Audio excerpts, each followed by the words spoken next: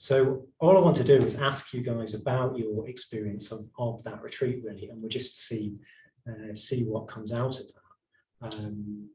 Yeah, as a sort of practical way of exploring the consequence of views, how our experience unfolds, dependent upon the view that we're probably unconsciously bringing to it. Yeah.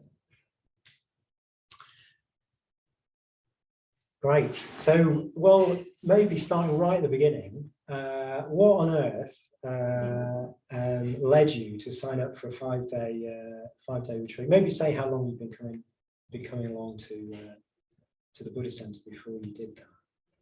Would anyone care to start off? Well, I'll start if you like. I'd only been coming here for about 4 weeks. Right. And the retreat was advertised and people were talking about it. And I just thought, yeah, why not? I'll throw myself into this, see what it's like. I just didn't know what I was throwing myself into at all. So I think coming back to what you were just saying, the really interesting thing about the retreat is that it completely takes you out of your comfort zone and breaks down all your barriers, because you're thrown in with all these people you don't know. So I took some novels and things with me because I expected to be spending lots of time by myself. And in the end, I didn't even get them out of my bag because we were just thrown in together from the very first evening. And I think the retreat is a sort of fast track to friendship, because you bypass all the normal stages of getting to know people and you're just like in there. And it's very it's great fun. It's really enjoyable and intense, but it's so different from your normal interactions with people and the normal, in the everyday sort of life that you have. And you everything's sort of magnified enormously, and then you come away and you're back in your life. So that's maybe I'll ask you a bit more about that in a moment. Yeah. Yeah, that's great. Thanks. Yeah, for getting us started. How about you, Robin? What was the question? How long you've been coming along, and then what was it like first arriving? Yeah. So I think I've been coming here about 6 months. I've done the Life of Full Attention course, and I think the Transform Your Life course as well. I think I don't remember who or where, but I'd heard a lot about how it's good to go on retreat. It's important to go on retreat. So I was kind of curious, and then it came up, and I just thought, yeah, why not? There we go. I sort of viewed it as like, well, I want a holiday, and this is 5 days away from work, so why not? Basically. So I signed up. I think when I turned up, I didn't really know what to expect at all. So I think I came in and was very apprehensive. I remember sitting in the garden with Paul, someone else's first time retreat, and we're like, what the hell have we done? We just want to go.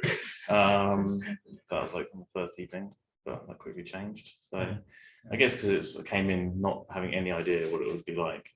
It's probably bringing a lot of like, I don't know, preconceptions or, I don't know, hyperbank details, who knows, like, bringing like a lot of, I don't know, the worst, like, what could it be, I suppose, apprehension. Great, good. Thanks for that. How about you, Jo? So I started coming here in January, and I'd moved to Cambridge about 6 months before that. So I came here and I really felt something special here that I knew I wanted to be a part of. So going on retreat wasn't a difficult decision. It was a real pull, actually, for me. But the first retreat I went on here was here. So it was a non-residential. And it was 3 days here over the Easter. And if anybody gets a chance, I really, encourage somebody to maybe think about that experience, because it made me feel so at home here. So that's why, I'll go and make the tea or help myself to the milk, or I know where the brooms are. And because on retreat, joining in with the jobs is such a lovely way to just feel a part, not a guest. And so I think that's a really different experience from anything else that I've ever been on. So I was apprehensive about certain elements of it, certainly leaving my family for that time. I have some dependents and some people that I need to be within their daily life. And so I talked to the team and I was nervous about that because I thought, oh, is someone going to tell me, no, sorry, if you come on retreat, you can have no contact with your family? And I was a bit worried about that. I'll be really honest with you, because I don't know this organisation well enough. So I just came and said, and sent a little email saying, I'm in this certain circumstance, you know, and I will need to check in once to twice a day. These are my particular circumstances. I will need to have somewhere where I can make a phone call. And if I'm called to an urgent matter, I will need to deal with that in private. And what was really nice was the response was really lovely. You know, there was a lot of response from the team that I didn't know very well, then actually coming up and saying, oh, you're Julia, aren't you? And I've read your email and totally get it. It's not going to be a problem. So, you know, I think that's maybe something, if you're nervous, if there's something really in your life that you think, I'm not sure I can do that, I would say come and have a chat. It's quite funny because I also had this anxiety that maybe we wouldn't be allowed to do normal things. Oh yeah. And when I asked Dharma Night one evening, you know, I'm going on this retreat, you know, will we be allowed to make phone calls? Oh yeah. And he said, of course you'll be allowed to make phone calls. But it was funny that I had this impression that our phones were going to be taken off the door, and yeah, we'd be sort of monitored, but no, it was all very relaxed. Yeah. So just drawing out, because Robin, you talked about this sort of preconceptions. Preconceptions. You were talking about sort of suddenly finding yourself thrown in with everybody. So you're sort of you were outside your normal, well, your norms, weren't you? Yeah. So how did you notice that? What I mean. Did you sort of notice, oh God, this is weird, or don't usually do this? What was it that you noticed that was different from, what were the factors that were significantly different? Yeah, I think it's I guess like you're saying, you don't know like the rules, I guess. I've been coming to the Buddhist Center for 6 months, but you know, on a couple of courses. It's all very new. I didn't, no idea how it works. Am I allowed to make a phone call? I mean, I didn't really want to, but like, will I just get, how do I survive without technology? Will I just get really bored? It's not a situation there's no situation like I've ever been in before. So obviously that's always a bit worrying. And I guess the older you get, the less frequently that happens. And so there's lots of that.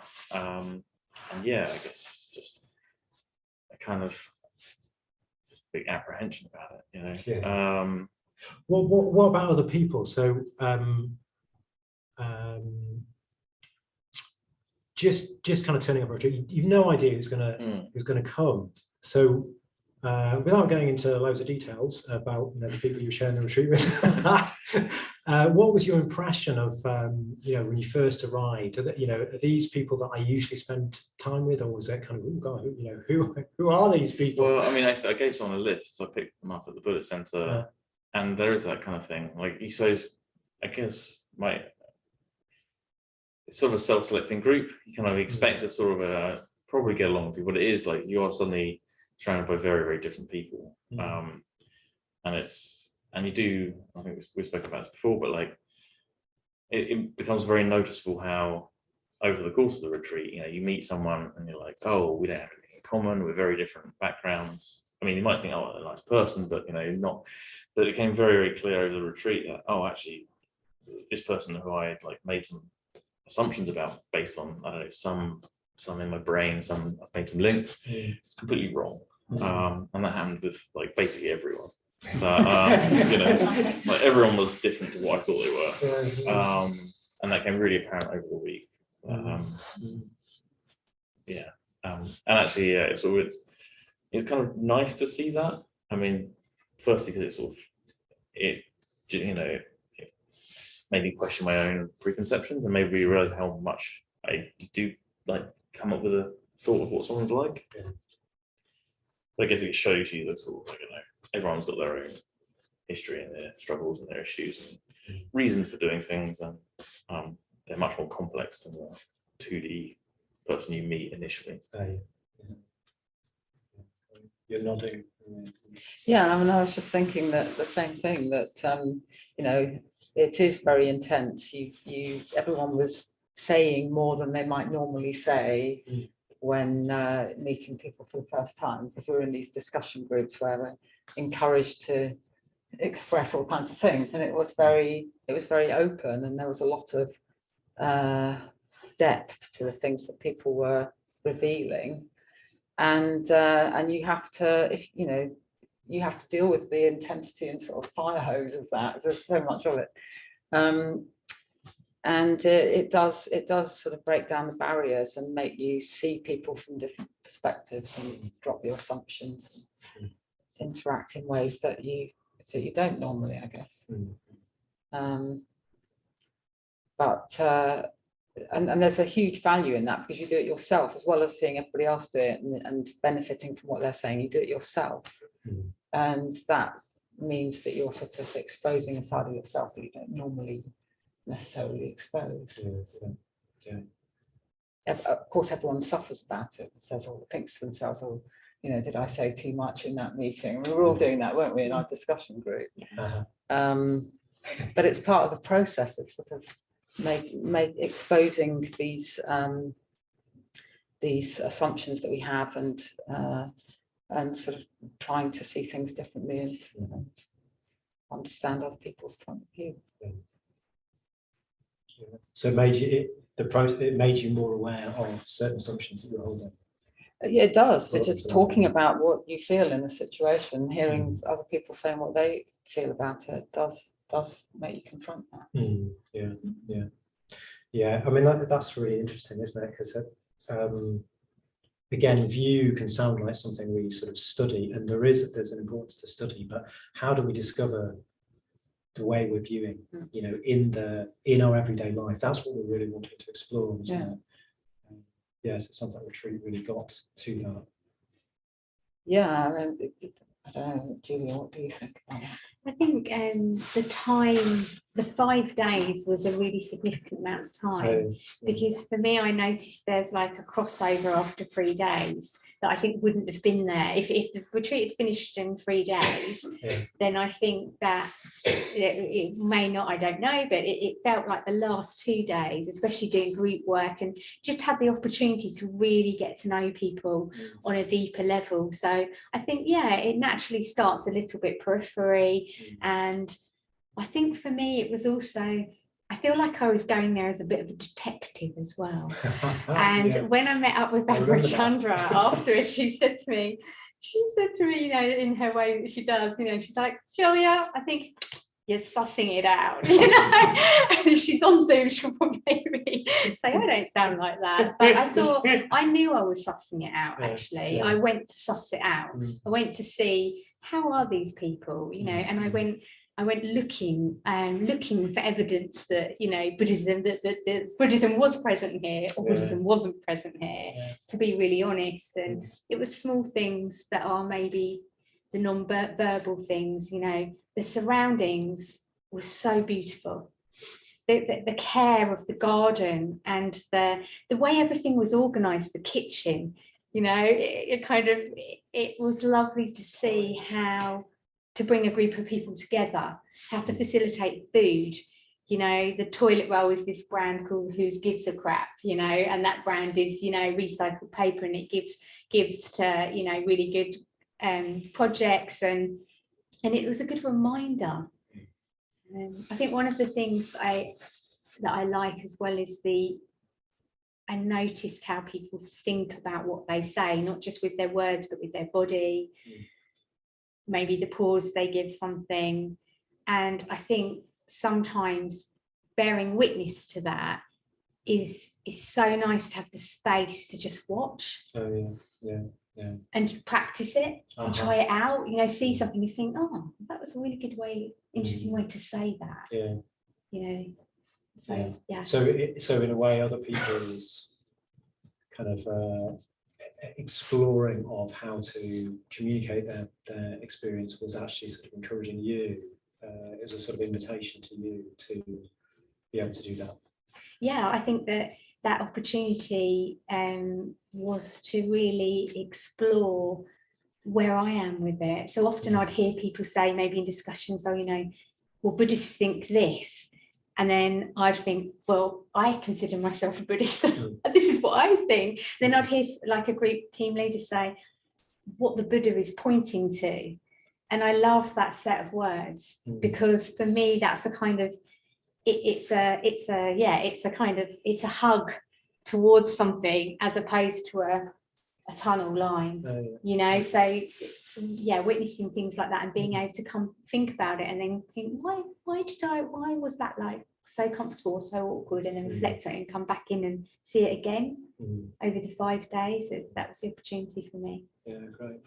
Yeah, it's really important, that, isn't it? I mean, you know, we've got this word Buddhism, haven't we? And it immediately sounds like an abstraction, like a sort of ideology, Marxism or something like that you could explain. You can sort of explain Buddhism, but it's not really what it is. Actually, it's something that's lived, and therefore it's an invitation to live it. So that's, I guess, you know, both something you were sort of investigating, you know, are these people living it, which is a great thing to do, isn't it? But in the process, you were discovering it. You were discovering Buddhism, and through seeing other people practicing it, it was an invitation to you to sort of further try it out. Yeah, I think that's brilliant. And so just to move on a little bit further, just to draw you out a bit more about what effect that had on your relationships. So I don't know if you'd all agree with what Rob was saying, but often you arrive on retreat and you think, my God, who are these? You know, I don't usually spend time with these people. People seem very, very different. And, you know, the three of you and all of us, actually, we were very, very different, weren't we? The whole lot of us. And you can think, how's this going to go? Yeah, but what was, because we were doing kind of unusual things. We were doing stuff like ritual, stuff that you'd probably never done before. We were getting talks on the Dharma, weren't we?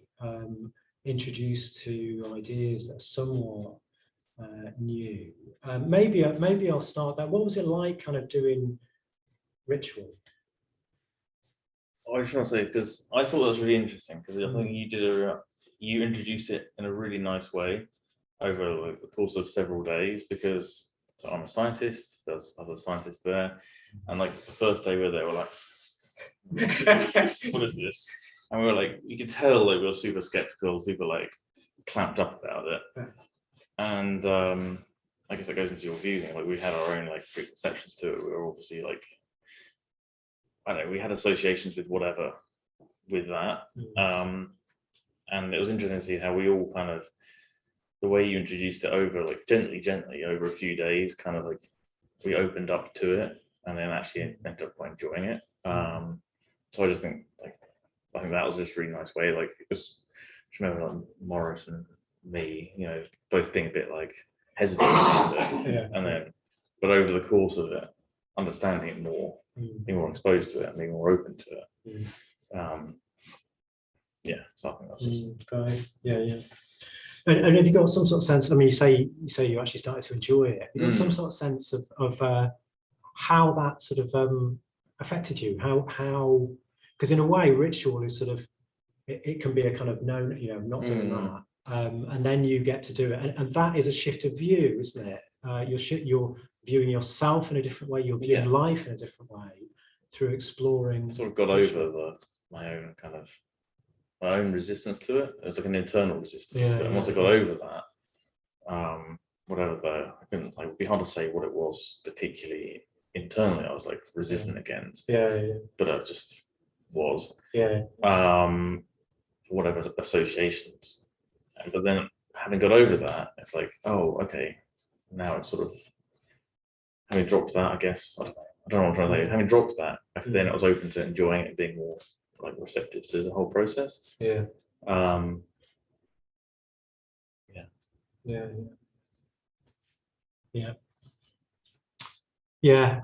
mean, it's interesting, isn't it? Just in a way, just doing that, you kind of you're already in new territory. You're trying out something new, aren't you? I mean, you're all trying out something quite new on the retreat, which puts you in a sort of open frame of mind, doesn't it? So you're already kind of approaching life from a more explorative kind of view, a more sort of open, kind of explorative sort of view.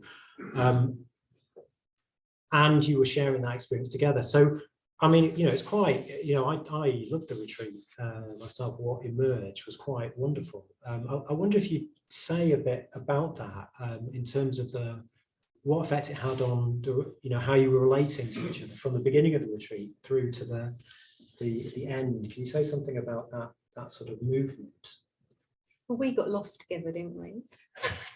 Yes. And that was a really great experience, I think, because we went off on a walk, and but there's somebody else in the room that got lost on that walk as well.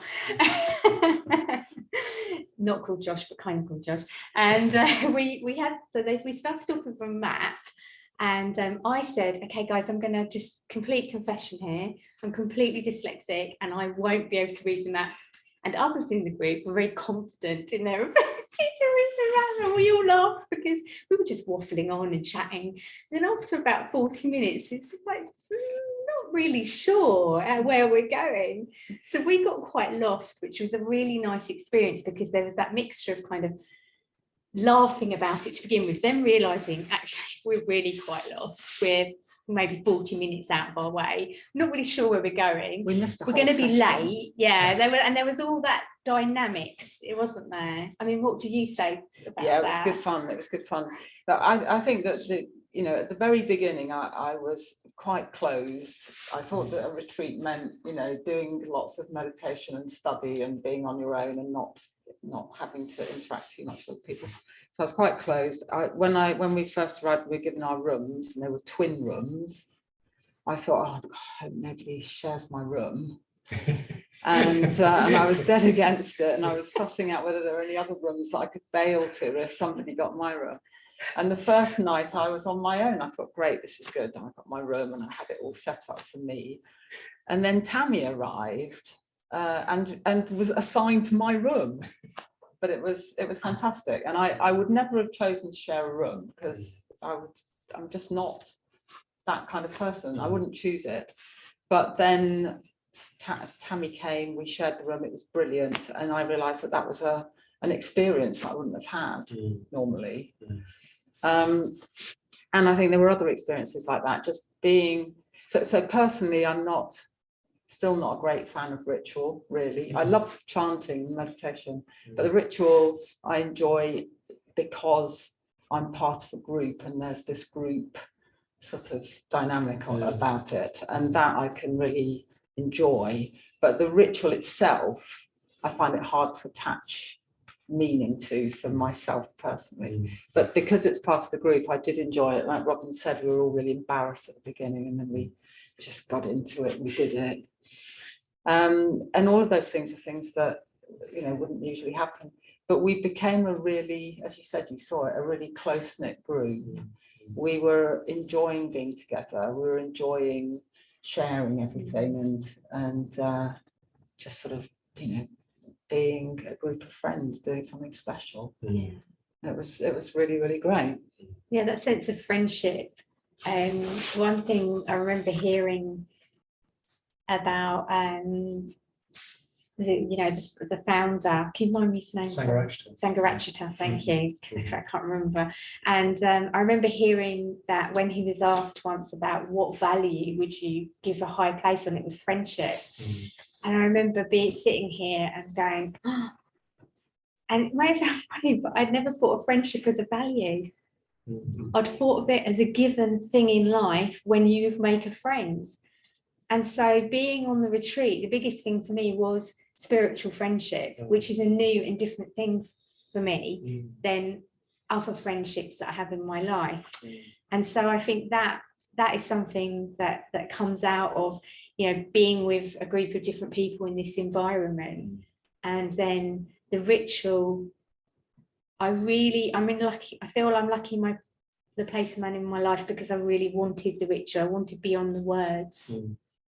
Because a lot of the time for me, I can't really articulate what it is I'm experiencing, and I need to feel it in a different way. So I really like that. But I was really aware that I was able to see that and that at other times in my life I wouldn't have been ready for that at all, actually. You know, when you go to the opticians and I don't know if you've ever been, and they put all those different lenses in front of you and they go, is it blurry? And you go, I'm not sure. What, right?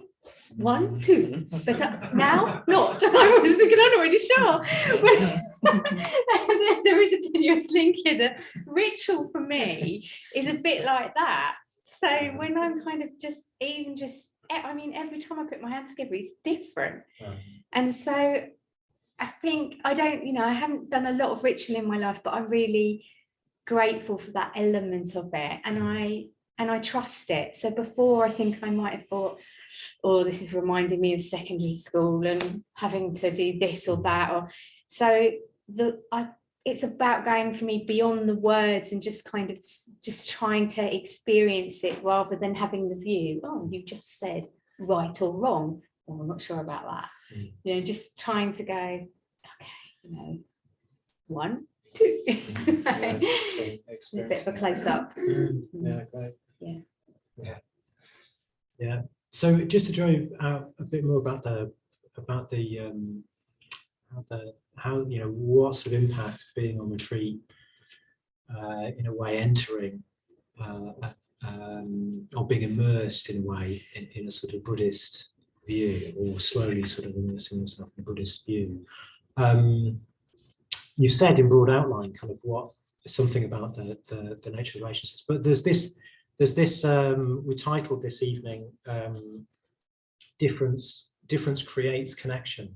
So I suppose there's this idea, isn't there, that people can't really connect unless they have the same experience. I'm a white man.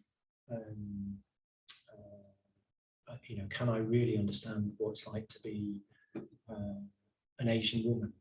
Something like that. There's this sort of residual idea that actually we sort of need to be the same in order to understand each other. But I just wanted to explore that, because as you said, you're quite different. We were all quite different, weren't we? Did that difference actually get in the way, or did it in some way sort of encourage a deeper sort of connection? Did it sort of did it get in the way, or did it actually sort of I think it has a tendency maybe to get in the way at the beginning. Right. But I think the benefit of being on retreat is because you're in such close proximity and you are sharing and talking about things you wouldn't really do in a normal context. And I certainly wouldn't. I mean, for people who know me a long time, who don't know as much about me as you do. Right. It's free. And so in being in that environment where everyone is sharing and talking like that,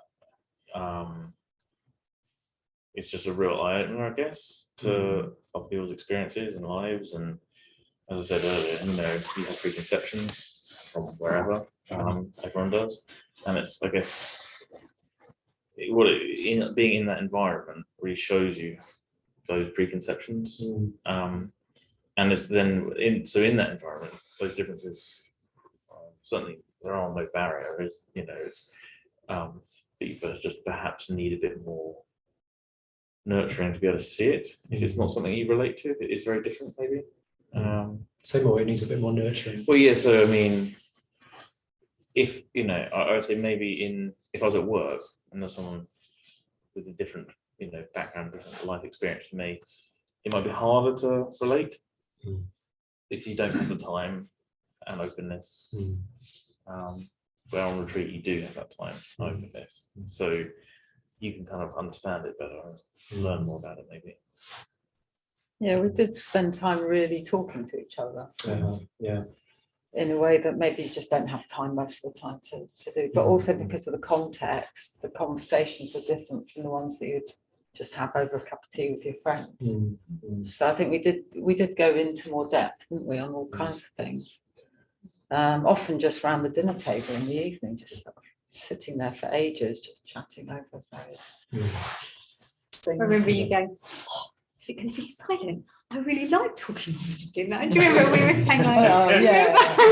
I did not like the silent evening. What time? What time's on? When does it stop? No. I really liked that, because I thought, yeah, no, Yeah. you've said it.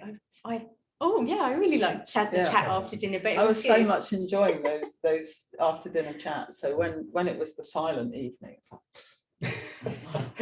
I couldn't get into that really. But the second evening was a bit better, but the first one was a real downer. But yeah, those conversations were great, and I don't know about difference making connection. It was just more the opportunity to have the time and the interest to really hear somebody and really kind of interact with them. And I suppose the one thing that I would say about difference is in normal life, I tend to assume that age is a barrier to communication. So people who are 30 years younger than me, I wouldn't normally interact with very much unless I was teaching them something. But on the retreat, there were people 30 years younger than me, and it turned out they were just amazingly deep, interesting people with so much to say and so funny and just so entertaining, and it was incredibly refreshing and enjoyable. I haven't interacted with many people in that age group since then, apart from the friends that I made on the retreat. But I do think that was quite special, just sort of getting past that idea that your life experience is so different, you can't possibly enjoy each other's company. It's not true. Yeah. What did that bring you? I mean, a lot of entertainment mainly. I mean, I just thoroughly enjoyed it, and would go and sit at that table in order to hear the ludicrous conversations that were going on. It was really great. It brought me joy, I think. And also it sort of challenges what you were thinking. So it was great. I mean, I think that was a really fun part of the sort of interactions. Yeah, really interesting. I mean, both of you said that actually the difference meant that you had to encounter your preconceptions and you had to go beyond them. So that's really, really interesting, isn't it? If we actually just spend time with the same people, we don't encounter our preconceptions, we live within them. And really striking what you're saying about the experience of stepping outside that was joy, actually. That there's a world of people out there outside us of preconceptions. We don't even know that we're limiting ourselves within. It's just sort of ordinary life, isn't it? Just these sort of unconsciously agreed sort of preconceptions on the tree. You get invited out of that. I think joy is a good word. Fun. Definitely had joy on that retreat. Definitely. I think as well the free leaders, whether it's seen or evil, hear no evil, see no evil, whichever one you want to go. Which one are you? I'm Siddy. No, Siddy has this voice that just, this singing voice in one of the rituals, and just to witness these free individuals and to witness my own preconception is always kind of, the group leader is kind of all-knowing and they're the leader and so on. And it was lovely to spend time in an environment where that leadership was held in a very refreshing way, a very considered way. And I really appreciated the work that the team put in to, sometimes you'd say, we were going to do this, but now we're going to do this, because it just felt, and that felt right to make those adjustments. But there was 2 evenings where our 3 team leaders told a story, and it's kind of like story time, and they told a different part each time, and I really enjoyed that, because it wasn't just the story, it was how they each told it and how they interconnected together to tell that story. And that was something that I don't feel like I personally have many opportunities in life to see that type of thing. Something that, I want to use the word, isn't, you'd thought about it, but it doesn't feel contrived, because you're not actors. So you're not performing it in that way. I don't really know how to articulate that, but it was watching something very different come about. And it wasn't just the words, it was the way you did it. You weaved it together, the 3 of you, 3 very different people with very different backgrounds, but there was something that just connected it all together and through us as well, I think. Interesting. I mean, yes, it's it's lovely hearing what you're saying actually, because I suppose there's this thing, you know, that the kind of normal assumption that, you know, even within this class is that because I'm up front, I'm the teacher in some sort of way, and we're kind of drawing on a professional paradigm, aren't we? But actually Buddhism doesn't really go along with that. Buddhism doesn't say that there are sort of experts. You can't sort of get a Buddhist degree. Well, you can get a Buddhist degree, but it's not, not what we're trying to do, actually. It might actually be a step back, even. We're just trying to practice Buddhism. We're just trying to practice Buddhism. So in a certain way, there isn't that sort of professional division between a retreatant and someone who's sort of leading the retreat.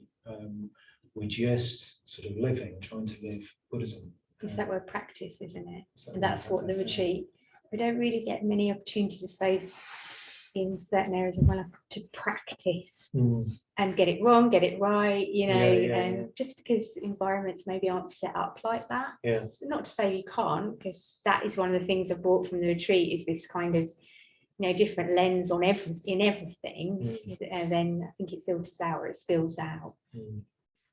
Yeah, great.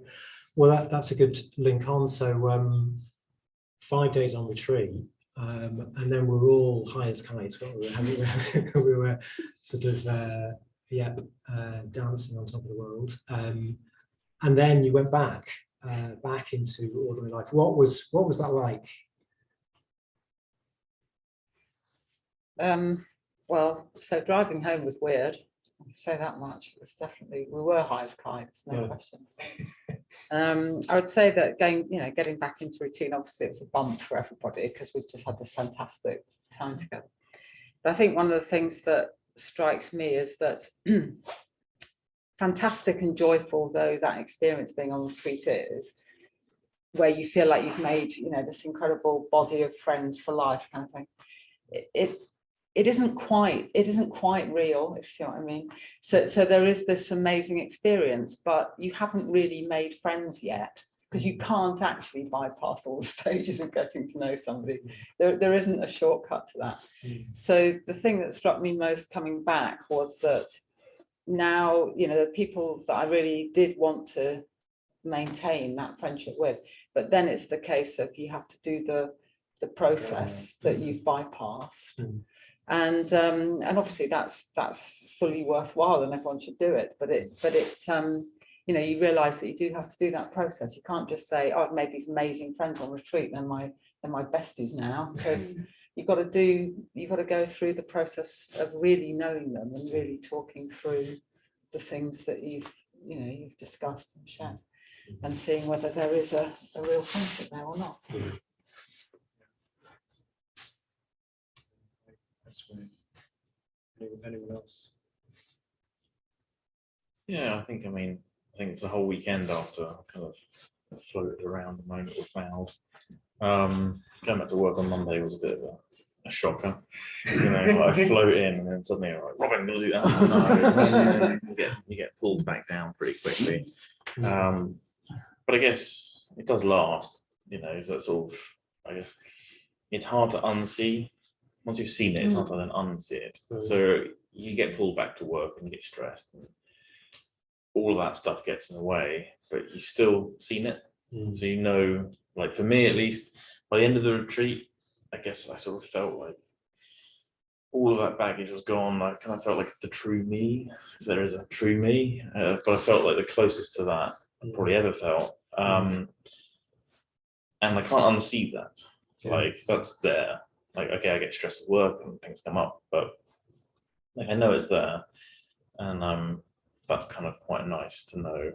And so, like, I want to go back on retreat, pursue it more, because I know it's achievable, like easy, you know, not permanently but temporarily. So I think that's quite a nice kind of observation, really. Yeah, great. Excellent. The last day of retreat was my birthday. Oh yeah. Oh yeah, that's right. So And you gave us presents. Yeah. It's like I was giving you presents. yeah, I bought these, like, I knew it was going to be my birthday, and I bought some little candles and some tea bags and these little funny little bag things, and I'd just scurry off into my room, and once I got to know somebody, I'd just write a little thing. And anyway, so the morning of our last day was my birthday, and it was really interesting to wake up in a different place, in a different environment. I've got young kids, and so on and so forth, and so my life wouldn't normally be like that at all. So I really appreciated that break. And my view was, because a lot of my friends said, oh my gosh, do you feel really guilty? No, I didn't at all. I thought I might. Guilt wasn't the feeling that came up, because I don't really want to have these obligatory thoughts. Is that the right word? Obligate, where you think it's my birthday, I should feel like this, therefore I'm going, I should wake up with my family or what have you. And I really valued that opportunity to be there.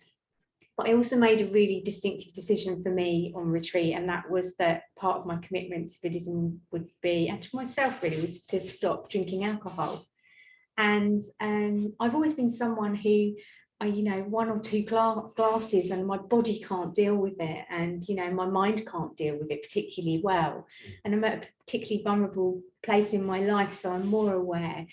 I thought on retreat we talked about alcohol and rules and things like that, and actually our leaders sort of said well, this isn't a place where someone's going to say, well, you must give up alcohol, you must be a vegetarian, because that's not what it is, I feel, is it? It's a discovery. So it's my birthday, leaving the retreat. I was going home to Cambridge for a couple of hours to see my kids and my husband, have a little tea party. And then I was going to a wedding, having decided I was giving up alcohol on my birthday. So I arrived just past I came from where we were to Cambridge, and then I went over to Nottingham, so did quite a bit of travelling. I arrived at 9 o'clock at night, the night before a friend's wedding, and there had been a lot of drinking going on. And I walked in, and a shower of kind of spittle became over me as people were then, but I got a glass of Prosecco thrust in my hand, and they immediately said happy birthday and had a cake. And I did stand there and laugh and think, this is really funny transition. But I'm used to planning transitions in my life, and over the last 10 years it's something I've become acutely aware of which I'm really grateful. So I was lucky to think this is going to be this way. And so that coming away from retreat and back into kind of everyday life was that was really interesting. And it was really lovely to have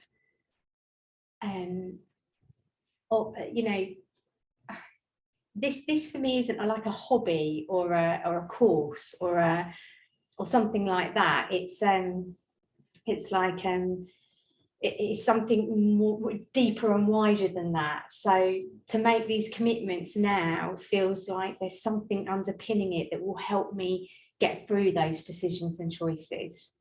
And we both decided to go for our kind of, I don't know how you put it, but step into Mitra, which we, kind of, that was another thing that came out of that. And it just felt like the retreat was this gateway. Yeah, great.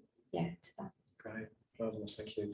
Well, it's lovely, actually. Thank you very much for all of you for sitting in front of everybody and talking about your experience of the summer retreat. It brings it all back for me, actually, just talking with you. I think, as you were saying, Robin, it's an odd experience, isn't it, of doing all these strange things, sharing rooms and doing rituals and going into silence and stuff, but the sum of that is that you end up feeling oddly more yourself with these people that you don't know very much, or at least in terms of time, you haven't sort of spent very much time. The sort of sum total, and that I was drawn into that as well. It's a relationship whereby you're just sort of somehow much more yourself than you could be under your own steam, sort of thing. Which is a wonderful thing. So thanks very much for sharing that. We've got just a few minutes left. I wonder if we can just open it up. You might have questions for these intrepid summer retreatants? Where did you go? It was Adistana, which is, do you know it? It's yeah, it's a really beautiful place out near Worcester, isn't it? Mm. Yeah. Yeah. For those who don't know, it is a Buddhist community with, you know, accommodation for people to come and be on retreat, and the most beautiful gardens, as Julia said, absolutely beautiful gardens. We were completely bowled over by the wildflower displays in the gardens, because we were there in June, so it was the perfect time. And then also a really lovely shrine room with an incredible sense of peace. It was amazing, wasn't it? Yeah. Morning meditations, absolutely incredible. So it was a beautiful place.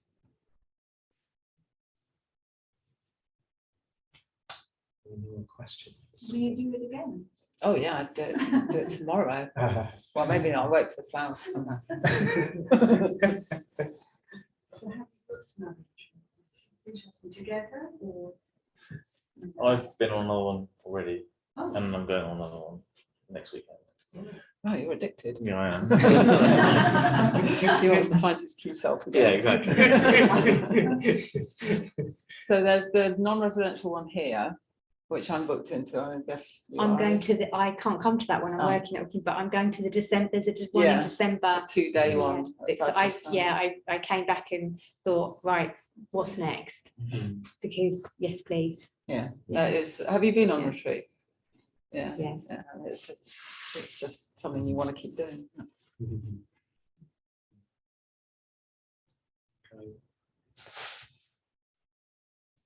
Online, I asked if anybody had a question.